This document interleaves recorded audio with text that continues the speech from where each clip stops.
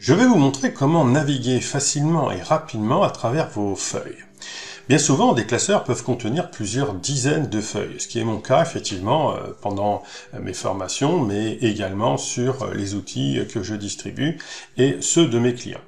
Donc, je vais vous montrer ici avec deux feuilles effectivement qui sont constituées, un tableau des achats des fruits et un tableau des achats des légumes.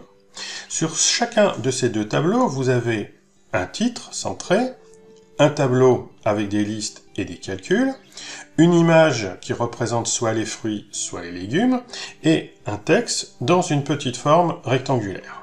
Donc c'est le même aspect pour les deux. Je reviens sur les fruits.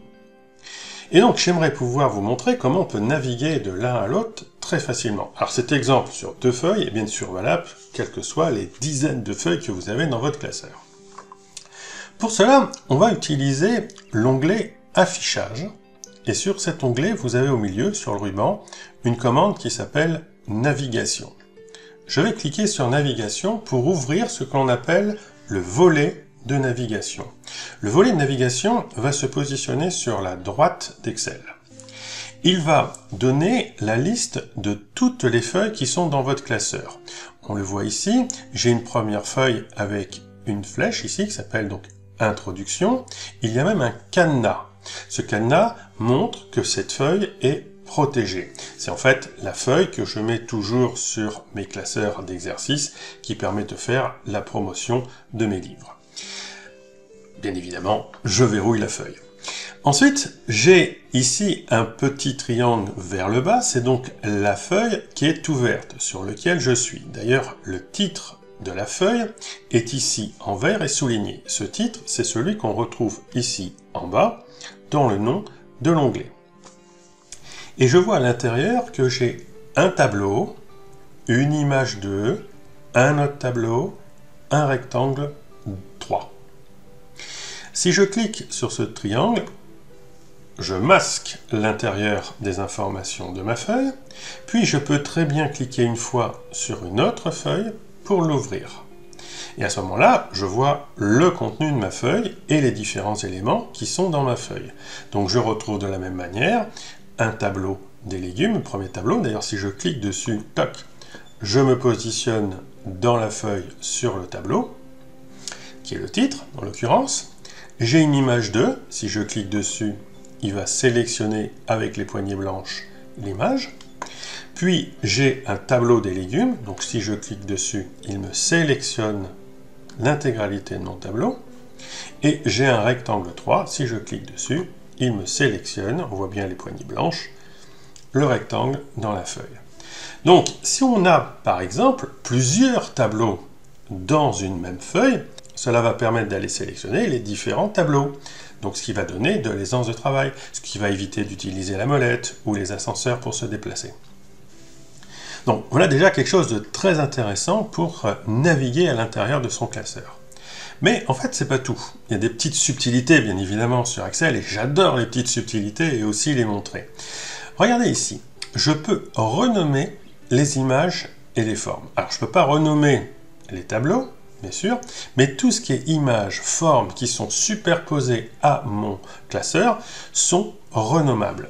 La preuve ici, je vais sur image 2, je fais un clic bouton de droite de la souris et j'ai un menu qui apparaît, renommer, supprimer, masquer. Alors, en l'occurrence, je vais le renommer.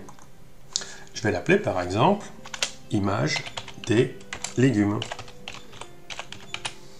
Donc je change le nom dans la case, je dis OK. Donc là, je retrouve le nom qui a été donné à mon image.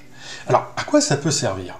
Moi, je recommande souvent, pour pouvoir naviguer, être à l'aise dans ces grands classeurs, c'est de mettre parfois des images, des petites images, des petits symboles, des petites formes géométriques qu'on va venir placer à l'intérieur de ces feuilles. Et ça va permettre d'identifier les informations des classeurs qui sont juste à côté de ces formes. Bon, alors ça paraît tout bête dit comme ça, mais avec le système de navigation, ça va me permettre d'aller directement sur un choix d'une image pour se positionner à côté du tableau qui m'intéresse. Ça peut être une solution. On peut même aller encore plus loin avec ces commandes. C'est ici, par exemple, mon rectangle 3, j'ai des informations. J'ai dit, tiens, il y a une subvention en 2024. Non. Bon, ça, c'est une information pour moi. Mais j'ai peut-être pas forcément envie qu'elle soit vue par tout le monde. Donc, je vais venir ici sur rectangle 3. Je clique une fois avec le bouton de gauche. Puis, avec le bouton de droite, j'ouvre le petit menu contextuel. Et je vais venir masquer. Donc, ça veut dire qu'en réalité, ce rectangle a été masqué. C'est-à-dire, je travaille dans ma feuille, je ne vois pas qu'il y a un triangle. D'ailleurs, je peux même cliquer sur les cellules qui étaient en dessous, je ne sais pas qu'il y a un rectangle. Par contre, si je vais dans la navigation, je vois que mon rectangle est resté et il est grisé. Ça veut dire qu'il est encore accessible. Et je peux éventuellement le réafficher. Et il revient.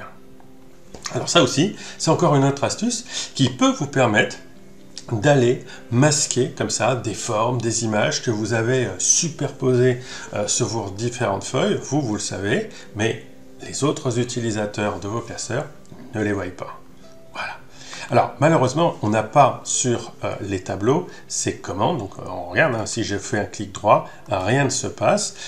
J'aurais bien aimé, moi, alors ça, c'est vraiment un souhait, j'aurais bien aimé pouvoir masquer comme ça des tableaux de données, mais la commande n'existe pas, en tout cas à ce niveau. Alors, peut-être qu'un jour, on aura quelque chose pour le faire.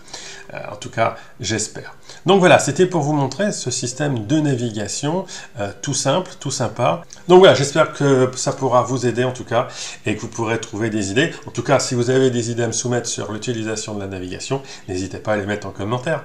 Et je vous retrouve bientôt pour une nouvelle vidéo.